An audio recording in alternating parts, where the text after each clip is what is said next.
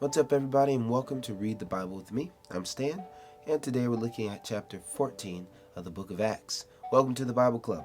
It says, Now at Iconium, they entered together, they as Paul and Barnabas, together into the Jewish synagogue and spoke in such a way that a great number of both Jews and Greeks believed. But the unbelieving Jews stirred up the Gentiles and poisoned their minds against the brothers. So they remained for a long time, speaking boldly for the Lord, who bore witness to the word of his grace, granting signs and wonders to be done by their hands. But the people of the city were divided. Some sided with the Jews, some with the apostles, with an attempt when an attempt was made by both Gentiles and Jews with their rulers to mistreat them, stone them. They learned of it and fled to Lystra and Derbe, cities of Lycaonia, into the surrounding country, and there they continued to preach the gospel.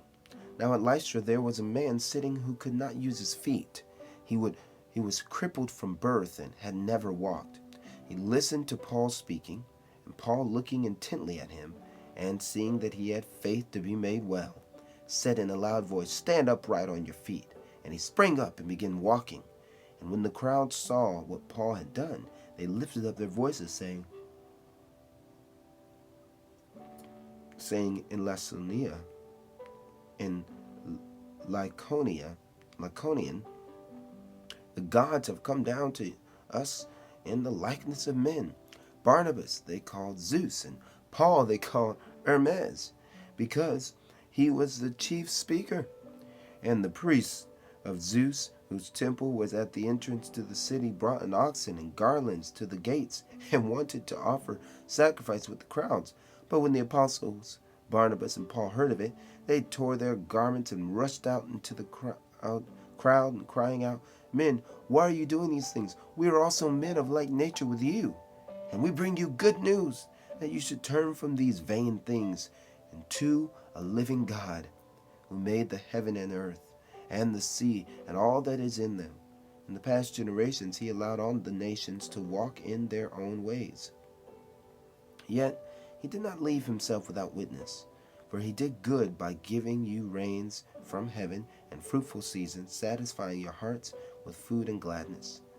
Even with these words they scarcely restrained the people from offering sacrifice to them. But Jews came from Antioch and Iconium, and having persuaded the crowds, they stoned Paul and dragged him out of the city, supposing that he was dead. But when the disciples gathered about him, he rose up and entered the city, and on the next day he went on with Barnabas to Derbe. When they had preached the gospel to that city, and had made many disciples, they returned to Lystra and to Iconium and to Antioch, strengthening the souls of the disciples, encouraging them to continue in the faith, and saying that through many tribulations we must enter the kingdom of God. And when they had appointed elders for them in every church, with prayer and fasting, they committed them to the Lord in whom they had believed. Then they passed through Pisidia and came to Pamphylia. And when they had spoken the word in Perga, they went down to Attalia, and from there they sailed to Antioch, where they had been commended to the grace of God for the work that they had fulfilled. And when they arrived and gathered the church together, they declared all that God had done with them, and how he had opened a door of faith to the Gentiles. And they remained no little time with the disciples. And that was chapter 14 of the book of Acts.